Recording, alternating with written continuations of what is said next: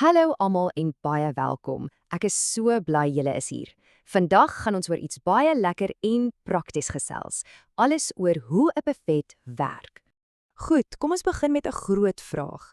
Stel jou voor, jy reël 'n groot partytjie, miskien 'n trou, en skielik moet jy 200 mense, almal honger, op dieselfde tyd kos gee.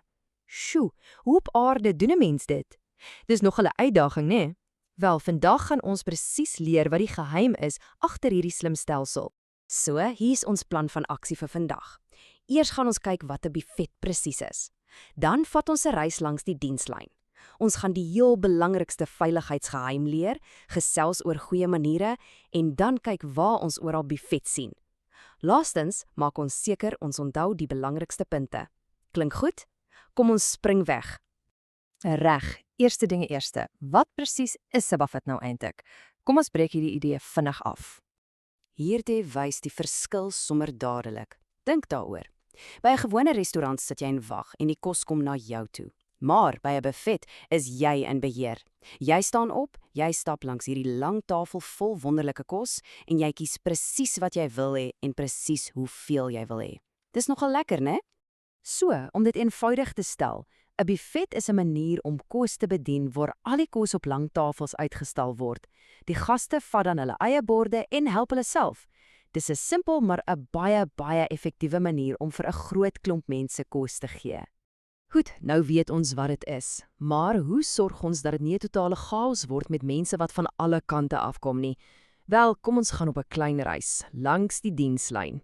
Sien, 'n goeie buffet het 'n plan. En daai plan se naam is die dienslyn. Dis basies die pad wat almal volg om hul kos te kry. Sonder hierdie pad sou dit 'n groot gemors wees, glo my. Die dienslyn skep orde en maak seker alles vloei mooi. Kyk hoe slim is hierdie reis uitgelê. Stap 1, heel eerste, voor enigiets anders. Jy vat 'n skoonbord. Dan volg jy die roete. Gewoonlik begin dit met die koue goed soos slaaië en dan beweeg jy aan na die warm kos. Jy skep jou kos en heel laaste, wanneer jou hande weer vry is, dan eers stel jy jou mes en vurk op. Nou, het jy al ooit hieroor gewonder, hoekom is die messe en vurke altyd heel aan die einde van die lyn? Dink bietjie daaroor. Dis eintlik baie prakties. Probeer jouself indink, as jy heel eers jou mes en vurk vat, hoe op aarde gaan jy jou bord vashou en nog probeer kos skyp? Jy het net 2 hande. Deur dit laaste te los, maak ons dit vir almal soveel makliker. Goed, kom ons beweeg nou aan na die allerbelangrikste deel van ons les vandag. En dis die geheim wat 'n goeie buffet van 'n gevaarlike een skei, en dit is voedselveiligheid. Hier is die groot vyand van enige buffet, lou-warm kos. Dis daai temperatuur wat nie regtig warm is nie en ook nie koud is nie. Dis net so tussenin. En daai gevaarsone is 'n perfekte speelplek vir kieme. Hierdie bakterieë groei verskriklik vinnig en as mense daai kos eet, kan hulle baie siek word. Ons werk is om dit te stop. En hier is die goue reël.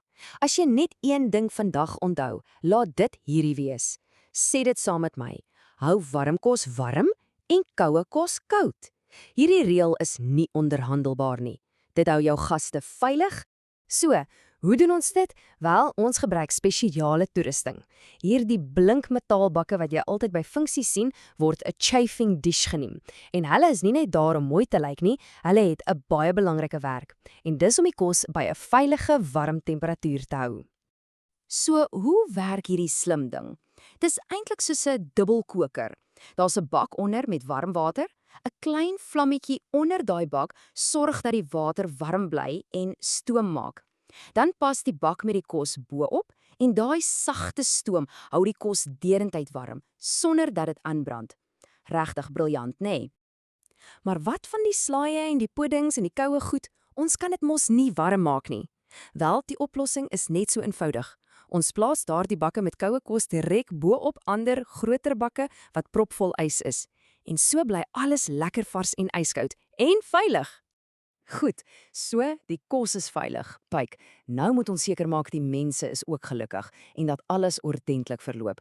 Kom ons gesels 'n bietjie oor goeie buffetmaniere. Dit gaan alles daaroor om die ervaring vir almal lekker te maak. Hierdie is regtig net goeie oudtydse maniere, né? Ja, almal is honger, maar ons moet geduldig wees. Beweeg in 'n kiesery, moenie die persoon voor jou druk of stoot nie en gee vir almal 'n kans om te skep. En die grootste reël van almal, moenie voor in die ry indruk nie. Dis net nie hoe ons dit doen nie. Hierdie higiënereëls is net so belangrik soos die kos se temperatuur. Gebruik altyd die groot opskeeplepel wat in die skottel is.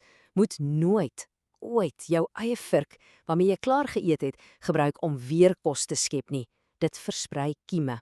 En as jy gaan vir 'n tweede porsie, baie belangrik hierdie, los jou vuil bord by die tafel en gaan haal 'n nuwe, skoon bord.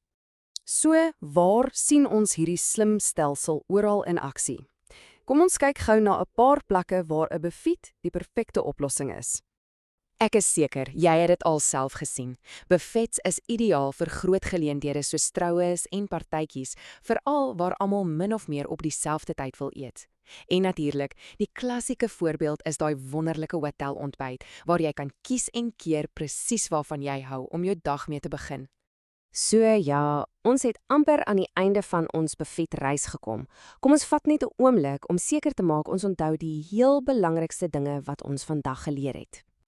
As jy net 3 dinge van vandag onthou, laat dit hierdie wees.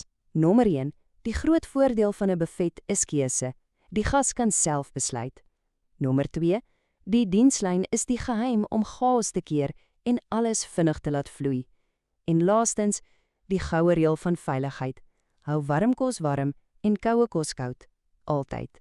En om af te sluit, 'n laaste vraag, net vir die lekkerte. As jy nou op hierdie oomblik voor 'n reuse buffet kon staan met allerhande slaai, warmdisse en puddings, wat sou jy heel eerste op jou bord skep? Dink 'n bietjie daaroor. Baie dankie vir julle aandag vandag en ek sien julle weer in die volgende les.